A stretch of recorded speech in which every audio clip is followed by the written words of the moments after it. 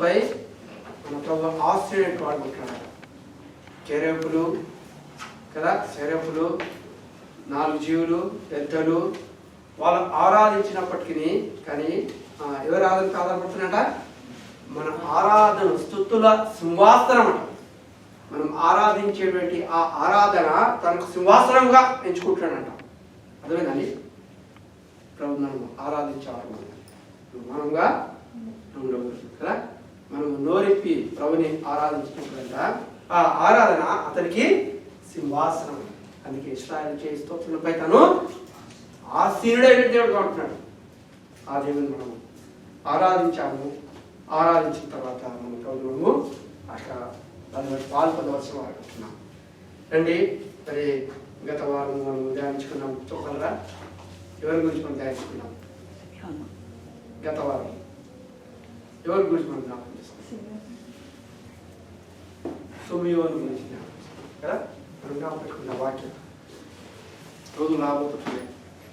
ఈ గ్రంథాలు మనకు చెప్పండి అందరు ఉంటాయా అమ్మా? నిగడతాము. ఈ రాబోయే దినాల పుస్తకాలు మన బైబిల్ ఉంటాయా? మన ఇండియాలో చూస్తున్నాం కదా, రకరకాల వాళ్ళు వస్తుంటున్నారు కదా. వచ్చే దినాల్లో మనం ఆరాధన చేసుకోవచ్చు. దుబాయ్లో మనం ఆరాధన చేసుకోవచ్చు, కానీ ఇండియాలో మనం చేయాలంటే నాకు కదా. చూస్తున్నాం కదా మన వార్తలు సోషల్ మీడియాలో. ఇండియాలో ఆరాధన చేస్తే కూడా వచ్చి కొడుతున్నారు. ఇండ్లలో మీరు ఆరాధన చేసుకోకూడదు, 10 మంది గుంపు వచ్చేసి మనం కదా. వస్తున్నాయి భయంకర దినాలు. ప్రభు రాకడలో ఇవన్నీ వాక్యం నెరవేరాలంటే అవి జరగవలసిందే. అయితే అప్పుడు మనం క్రైస్తవులమా? ఇప్పుడే కరోనా భయపెట్టించింది కొద్దిగా. రాబో దినాల మనుషులు భయపెడతారు. నువ్వు క్రైస్తవుడవా? నువ్వు హిందువుడవా? నేను క్రైస్తవుడు అని చెప్తే మీ తాత ఎవరు అంటారు? మీ తాత హిందువుడు. మీ తాత హిందువు అయితే నువ్వు ఎట్లా క్రైస్తవుడు అయినావు? రా, వస్తావా రా, లేకపోతే నీకు ఇంప్రెషన్ రాదంట. రాబోతున్నాయి భయంకర దినాలు. మన ప్రభు గురించి మనం పరీక్షించుకొని ఆయన వారెవరో ఆయన కాని వారెవరో నిర్ణయించేటువంటి దినం త్వరలో రాబోతుంటుంది. అయితే విశ్వాసంగా మనం ఏం చేయాలంటే మనం ప్రభు కొరకు నమ్మకంగా సాక్ష్యంగా ఉన్నవారు ఏ యుగం సదాకాలం ఆయనతో కూడా ఉండేటువంటి వారు ఉంటున్నారు. అందుని బట్టి వాక్యం విన్న తర్వాత ఏం చేయాలి? మనము కొద్ది జ్ఞాపకం పెట్టుకోవాలి. ఎందుకంటే ఎల్లవేళలా ఈ బైబిల్ మనకి అందుబాటులో ఉండదు. రాబో దినాల్లో ఈ వాక్యము మన హృదయంలో ఏం చేయాలి? మనము నిల్వ చేసుకోవాలి. రండి, గత వారం చూసుకునేటువంటి ఆ యొక్క సిమియోను జీవితంలో నుండి ఇంకా కొన్ని భాగాలు మనం చూసుకుందాం. Book of Luke chapter 2:25. లూకా 2వ అధ్యాయం 25వ వచనం అందరూ కలిసి చదువుకుందాం. యెరూషలేము యందు సిమియోను ఒక తరగతి తీయండి. లూకా 2:25 నుంచి 29 మనం అందరం కలిసి చదువుకుందాం. నేను ఒకటి చదువుతూ మీరు ఒకటి చదవండి. యెరూషలేము యందు సిమియోను ఒక మనుషుడెను. అతడు నీతిమంతుడును భక్తిపరుడై ఉండి యెరూషలేము యొక్క ఆదరణ కొరకు కనిపెట్టువాడు. పరిశుద్ధాత్మ అతని మీద ఉండెను. 26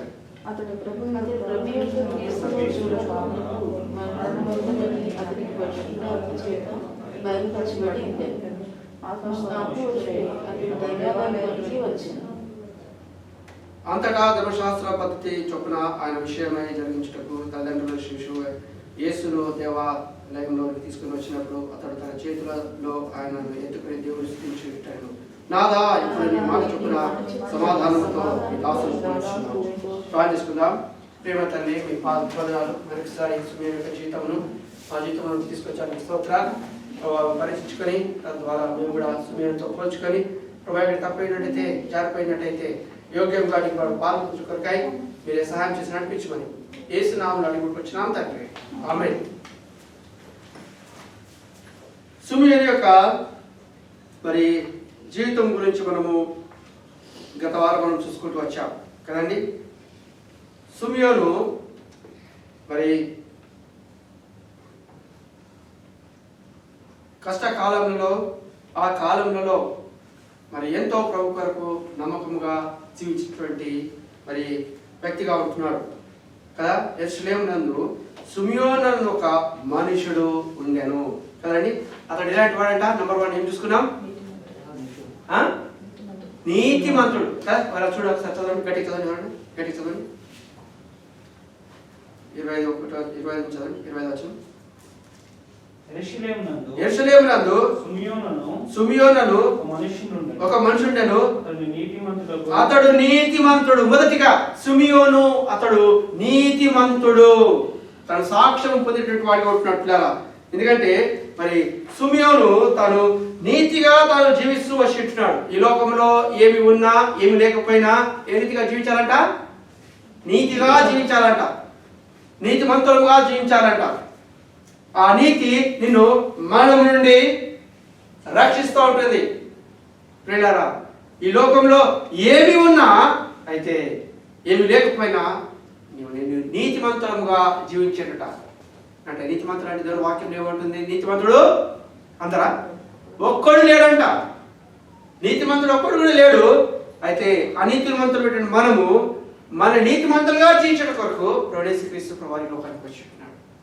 ఎవరైతే ఆయన తన సొంత రక్షకంగా అంగీకరిస్తుంటున్నారో, యేసుక్రీస్తు ప్రభువా నా కొరకు నువ్వు మరణించినావు, సమాధి చేయబడి తిరిగి లేచినావు అని ఎవరైతే తాను విశ్వసిస్తున్నారో వారు నీతిమంతులుగా తీర్చబడుతున్నారు.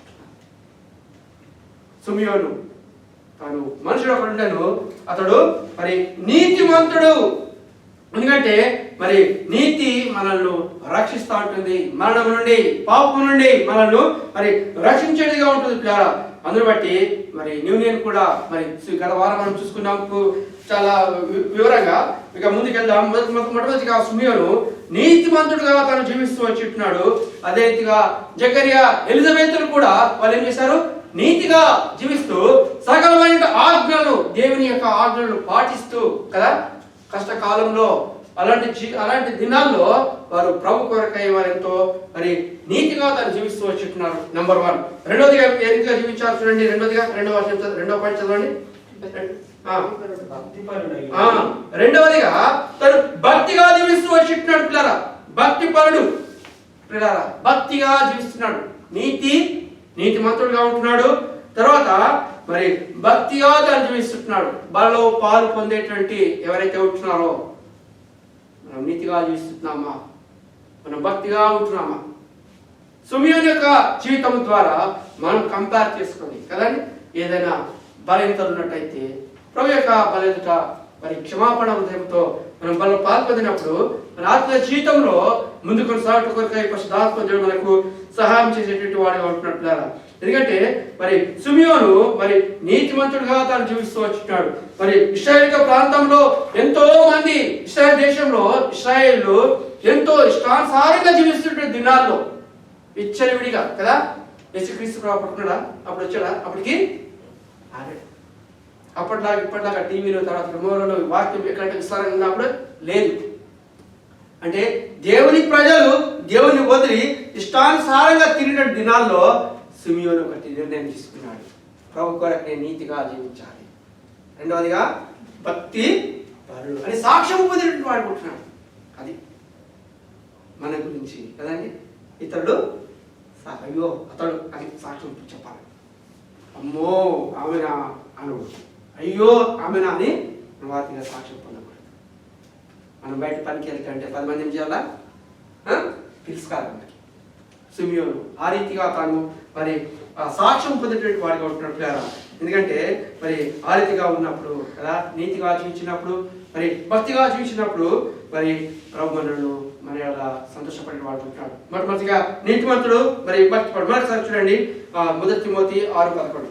1 తిమోతి 6:11 చదవండి. 1 తిమోతి chapter 6 verse 11. 1 తిమోతి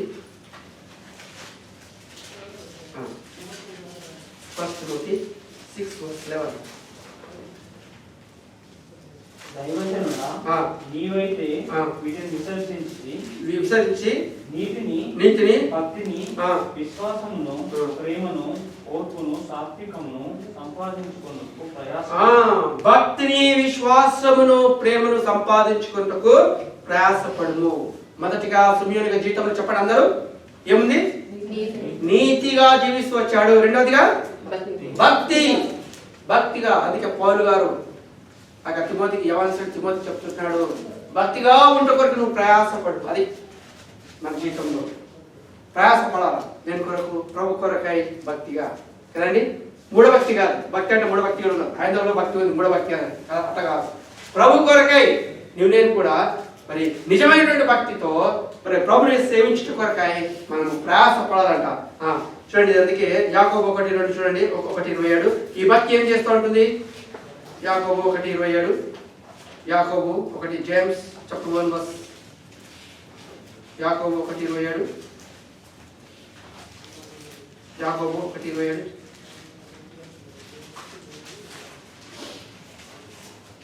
చూడు బాబు, చెప్తాను. తండ్రి అయిన దేవుని ఎదుట పవిత్రమును, తండ్రి అయిన దేవుని ఎదుట పవిత్రమును నిష్కలంకమైన భక్తి ఏదనగా దిక్కులేని పిల్లలను. గమనించండి, భక్తి అనగా యాకోబులో మనకు చాలా స్పష్టంగా మనకు తెలియజేయబడుతుంది. ఏమైందంటే తండ్రి అయిన దేవుని ఎదుట పవిత్రమును నిష్కలంకమునైనది భక్తి ఏదనగా, చదవండి, దిక్కులేని పిల్లలను విధవరాండ్రను వారి ఇబ్బందులలో పరామర్శించుటయే భక్తి. నెక్స్ట్, ఇహలోక మాలిన్యము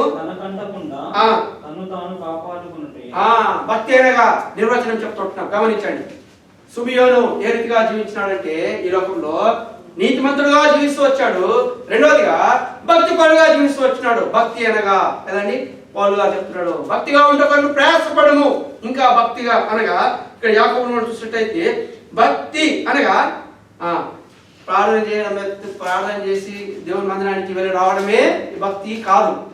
ఇంకా ఘనంగా మనం చూసినట్టయితే దిక్కులేని పిల్లలను, అది విధవరాండ్రను వారి ఇబ్బందులు పరామర్శించుట, ఇది భక్తిలో వస్తుంది. నీకు ఉన్నది, దేవుడు నీకు ఇచ్చాడు కదా దేవుని మందిరానికి, లేదా లేని వారికి కదా కొంత. నీకు లేకపోతే ఇవ్వని ఎప్పుడు కూడా ఏ సంఘంలో కూడా సేవకుడు కానీ అడుగుతారండి, అడగరు. దేవుడు నీకు ఇచ్చిందాను, నీకు ఇచ్చేటైతే, కొంతమందికి ఇచ్చేటైతే అది దేవుడికి ఇచ్చినట్టు. అర్థమైందండి? అందుకే నేను ఆకలి గుర్తిని చెప్పండి, మీరు అన్నం పెట్టారు. వస్త్రాలు అయినప్పుడు నాకు వస్త్రం ఇచ్చిన శిష్యులు ప్రభావం మీకు ఎప్పుడు ఇచ్చామంటే, అయ్యా లేని వారికి ఇస్తే అది నాకు ఇచ్చినట్టే. అది అందుకే చక్కర్య ఎలిజబెత్ ఏం చేస్తానంట, గత వారం చూసుకుంటూ వచ్చాం కదా, సకల ఆజ్ఞలను పాటిస్తూ వాళ్ళు నీతిగా జీవించారట. అంటే దేవుడు చెప్పేటువంటి 10 ఆజ్ఞలను పాటిస్తూ ఆ 10 ఆజ్ఞలు ఏమైతుంటున్నాయో మనం విశ్వాసం ఏం చేయాలి, మనము నెమరు వేసుకోవాలి. సకల ఆజ్ఞలను పాటిస్తూ జీవించడమే భక్తి. భక్తి అనగా మనం మన పిల్లలము కదా మన కుటుంబం ప్రార్థన చేసుకొని చర్చికి వెళ్ళి వాక్యం చెప్తుంది. భక్తి అనగా డెఫినెట్ మనకి ఎంత క్లియర్గా మనకు డెఫినెట్ వాక్యం చదివేటప్పుడు ఎంతో ఆశ్చర్యం అనిపిస్తుంది కదండి కదా, చాలా క్లియర్గా అనిపిస్తుంటుంది. ఈయన భక్తి అనగా దిక్కులేని పిల్లలను విధవరాండ్రను ఇబ్బందుల్లో ఉన్నటువంటి వారు పరామర్శిస్తుంటున్నావా? ఒకవారు చర్చి రాకపోతే నీ తోటి వారికి ఇప్పుడు పరామర్శించినారా? మనం ఫస్ట్ చేసుకోండి. కొన్నిసార్లు బాధ అనిపిస్తుంటాం, వస్తున్నాం చర్చికి కానీ పక్క వారి నంబర్ మన దగ్గర ఉండాలి. వస్తున్నాం చర్చికి కానీ భరత్ రాలేరు. ఉదాహరణకి మోదస్ ఏం చేయాలి? ఏం చేయాలి మోదస్? అమ్మాయి రాలేదు, తీసుకో మాట్లాడు, కానీ సంఘంలో ఉన్నప్పుడు ఒకరు చాడీ చెప్పకు, మంచిది కదా కదా.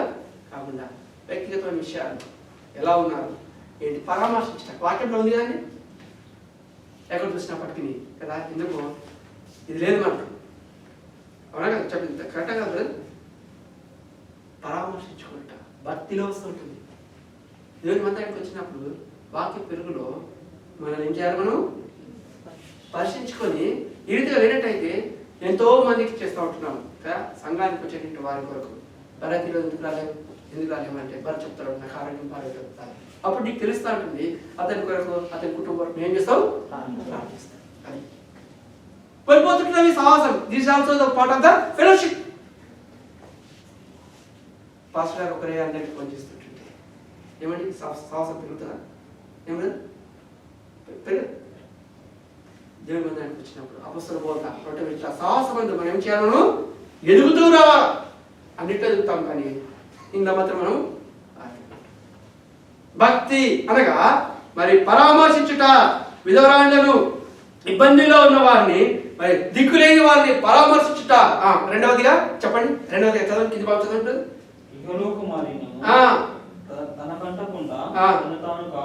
అది ఇహలోక మాలిన్యము కదా. భక్తిగా నువ్వు జీవించినట్టయితే కదా, ఇహలోక మాలిన్యంకు నువ్వు దూరంగా ఉండుట. అది భక్తిగా జీవించినట్టయితే ఇహలోక మాలిన్యం నీకు రాదు.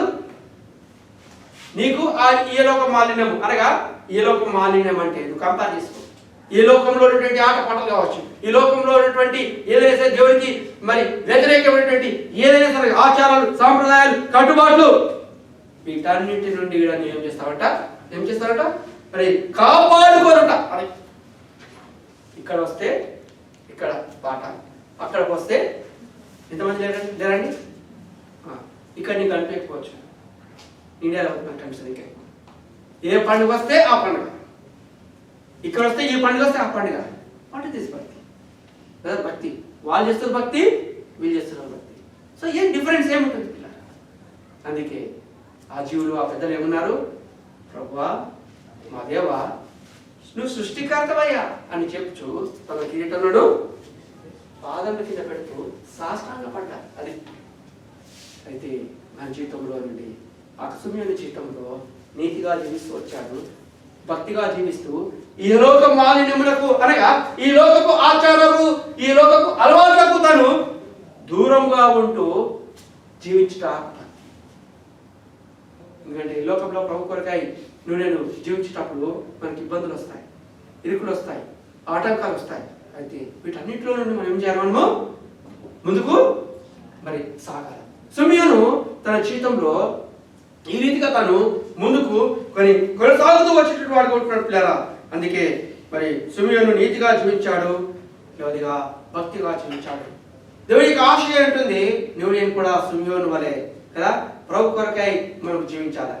చెప్పండి, సిమియోను నీతిగా జీవించాడు. మొదటిగా నీతిగా జీవించాడు, రెండోదిగా భక్తి. భక్తి అనగా ఈ లోకం మాలిన్యము మనకు అంటకుండా చూసుకోవడం. ఈ లోకంలో ఉంటున్నాం కాబట్టి తప్పుతుందా బ్రదర్ అంటే ఏమంటారు? పిల్లలు చూస్తున్నారు కాబట్టి నేను గమనించాను ఈ మాట. ఇండియాలో పక్కన ఏదైనా పండుగ అయిందంటే ఇంట కూడా ఆ పండుగ చేయాల్సిందే. ఏమంటే దానికి ఏం చెప్తారు?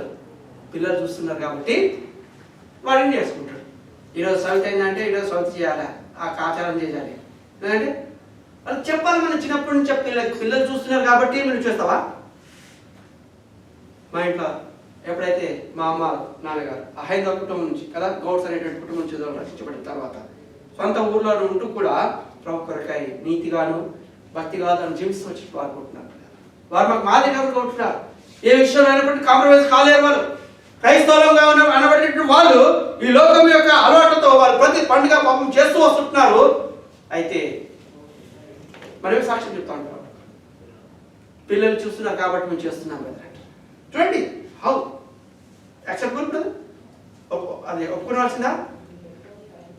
ఒకప్పుడు లోకంలో ఆకార విగ్రహాలను పూజించేటువంటి వారిని ప్రభుత్వం రక్షించుకున్నాడు.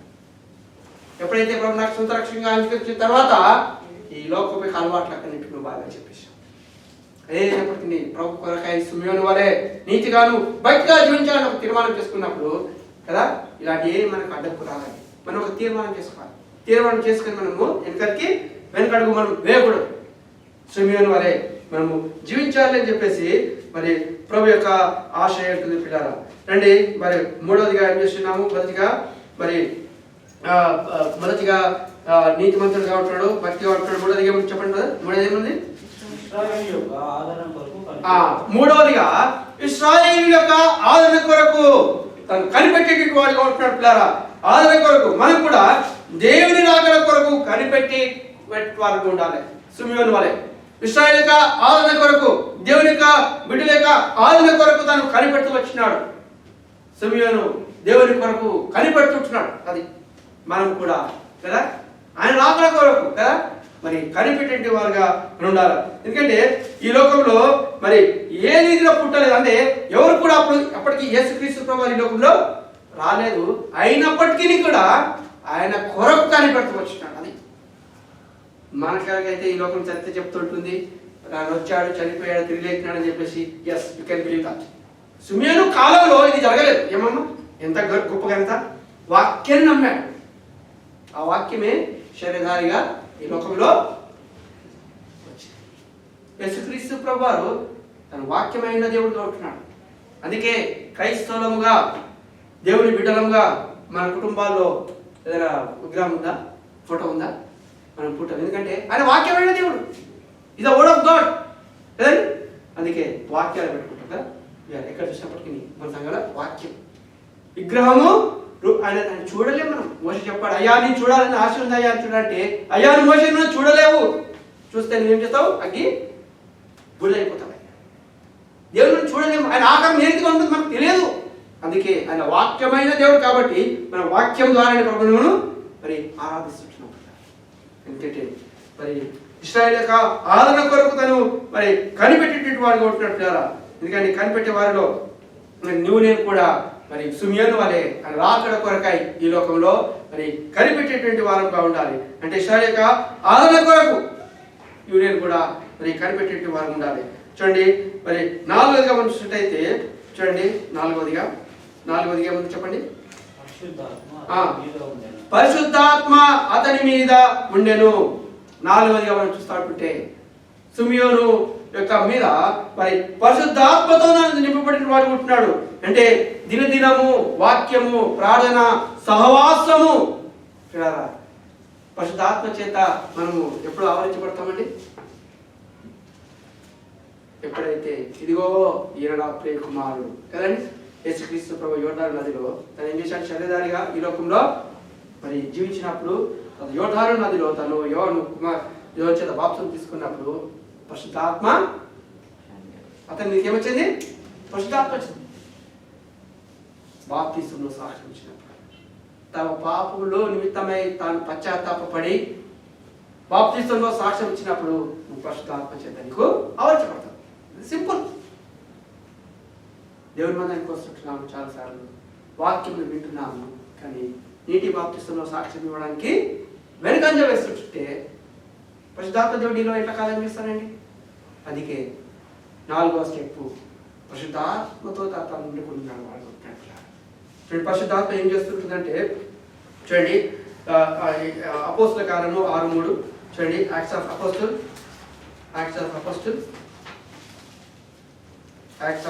చాప్టర్ 3.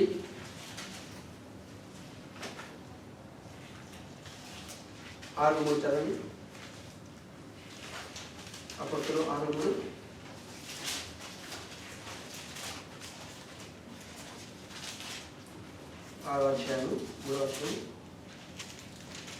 కాబట్టి సహోదరులారా, ఆత్మతోను జ్ఞానంతోను నిండుకొని మంచి పేరు పొందిన 7 మనుషులను మీరు ఏర్పరచుకుని మేము వారిని ఈ పనికి నియమితుము.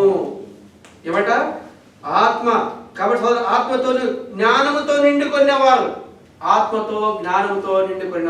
దేవుని పని కొరకు వారు మరి వాడబడేటువంటి వారు ఉంటున్నారు. చూడండి, అయితే మేము ప్రార్థన వాక్యపరిచయం ఎడతేక ఇందుమని చెప్పిరి. ఆత్మ చేత నింపబడిన వారు ఏం చేస్తారంటే వాళ్ళు ప్రార్థన సాహసంలో వారు ఎడతేక నిలిచినట్టు వారు ఉంటారంటే అది బాప్తిసం అనగా పరిశుద్ధాత్మ నీలో ఆవరించబడకపోతే కదండి. ఎంతకాలం మనం రావాలి? రండి బ్రదరు, రండి బైబిల్ స్టడీకి రండి, ప్రార్థన మీటింగ్కి రండి, ఎంతకాలం చెప్తూ వస్తారండి? ఏం బ్రదర్? ఒకవేళ పరిశుద్ధాత్మతో నింపబడితే తప్పకుండా భరత్ కొన్నిసార్లు నాకు అడిగేవాడు, ఈరోజు ట్యూస్డే కాదు ఈరోజు ఉన్నదా అనేవాడు కొన్నిసార్లు.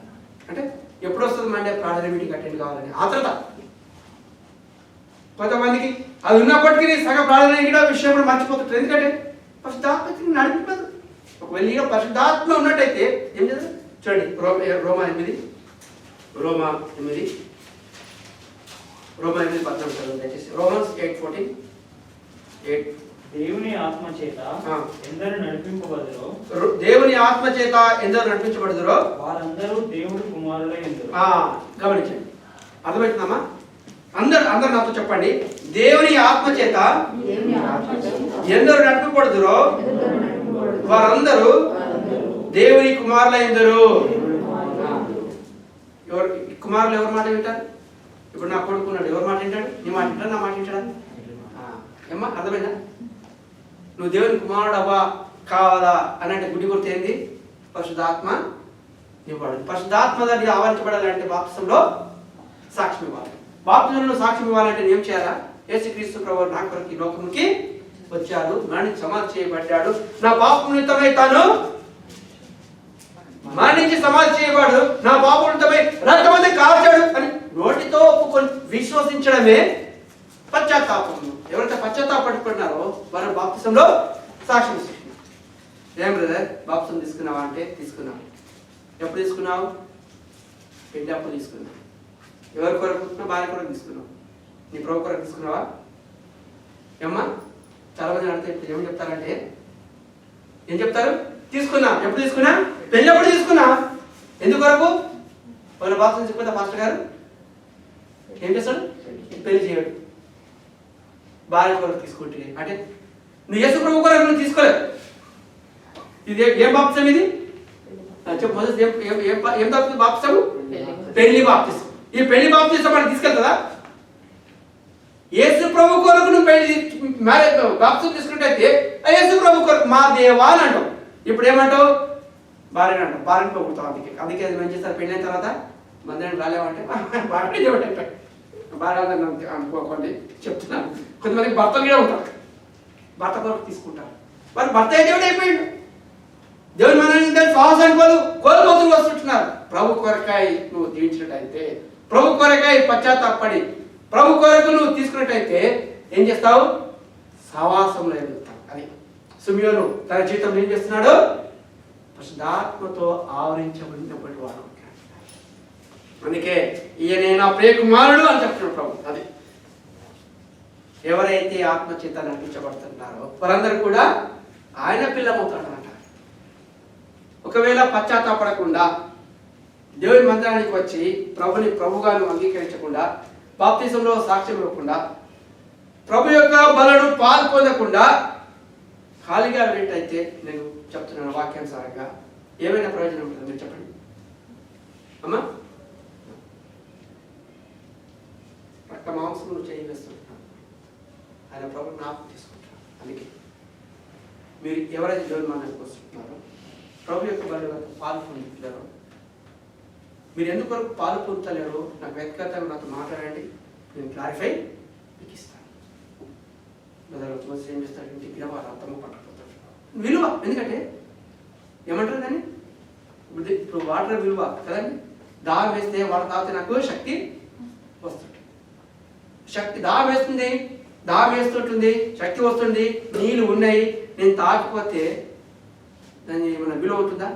దాని విలువ తిరిగినోడు ఏం చేస్తాడు? పరిగెత్తుకుంటే ఏం చేస్తామో కనీసం నా రక్తమును త్రాగి నా శరీరం తిరుగుతున్న వాడు అంత దినమున లేకపోతాడు. యేసుక్రీస్తు ప్రభువారు తిరిగి లోకానికి రాబోతుంటున్నాడు. అప్పుడు ఆయన యందు క్రీస్తులంతైన వారు మొదట లేతులు, తర్వాత మనం కొనిపోబడతాము. ఆ కొనిపోబడాలంటే వాళ్ళ పాలు పొందబడాలి. ఒకళ్ళు పాలు పొందలేనట్టయితే ప్రార్థించు.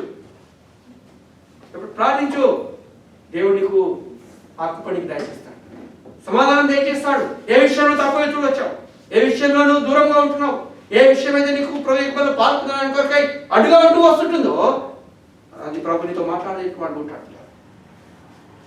ఎందుకంటే విజ్ఞాపనం చేసుకుంటాం ప్రభు యొక్క బలం మనం పాల్పొందేటువంటి మరి మనము ఏ విషయంలో అయితే మనం తప్పుతూ వస్తున్నామో, ఏ విషయం అయితే జారిపోతూ వస్తున్నాం ప్రభా నాకు చూపించు.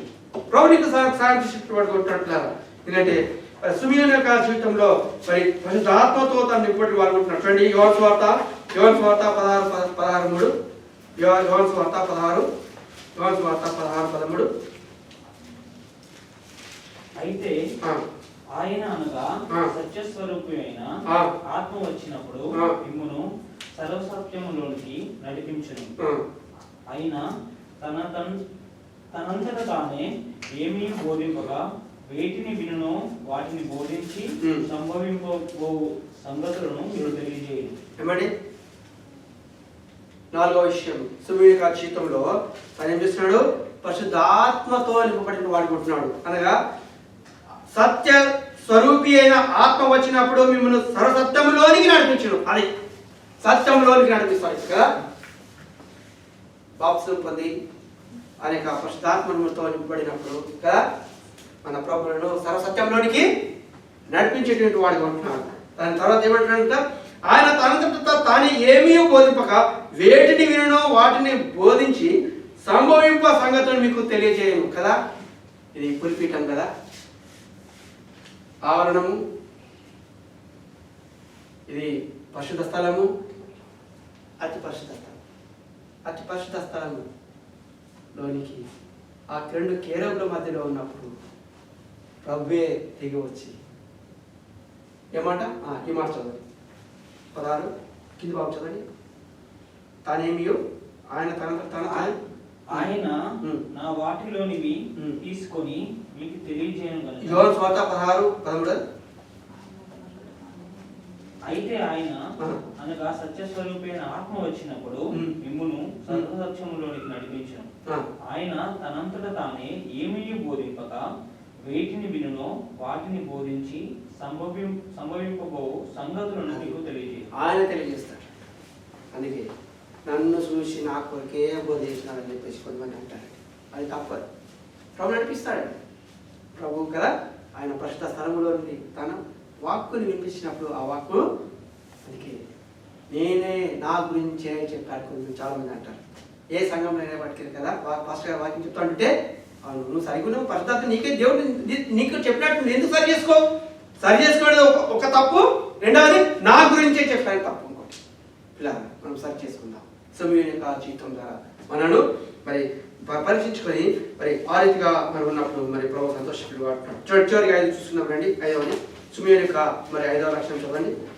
సుమియోని యొక్క 5వ లక్ష్యం ఏంటి చెప్పండి. సుమియోని యొక్క 5వ లక్ష్యం ఏంటి?